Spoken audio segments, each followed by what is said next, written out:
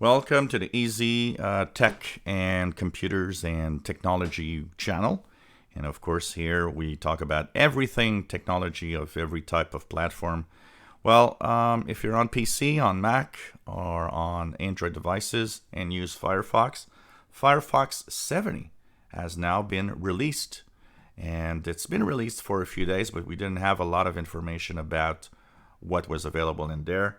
The big chunk of improvements has to do mostly with privacy. More tracking prevention and tracking monitoring of social media websites like Facebook and Twitter. So you might want to look at that. And of course, lots more information in those privacy settings in here. So there's a lot of things that you can check out to improve and make sure that the least amount of tracking is happening as possible. But for most, it's what is invisible that is important, and it's the security updates that come with Firefox 70. Of course, each time there is an update to a browser, there is also some security updates, and there's a lot of security updates from version 69 to version 70. That means if you want to stay safe on the web, good idea to upgrade the browser, and of course make sure that everything is fine.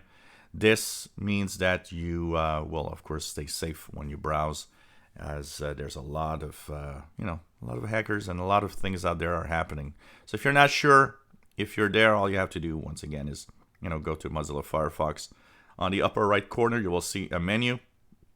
Click the icon, click Help, click About Firefox, and you should see it upgrade if it's not already there at version 70.0.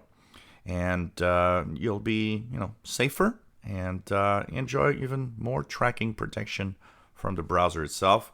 It has a few little things also, including you will see a pop-up or a tab open with have you tried the Firefox Monitor service to see if you've been breached somehow with some of your emails and so on. And also you will have some little details, a little more. The rendering engine is a little better on Windows, on Mac. There's a few little things like that that are also available in here in the browser. If you enjoy our videos, please subscribe, give us thumbs up. Thanks for watching our videos.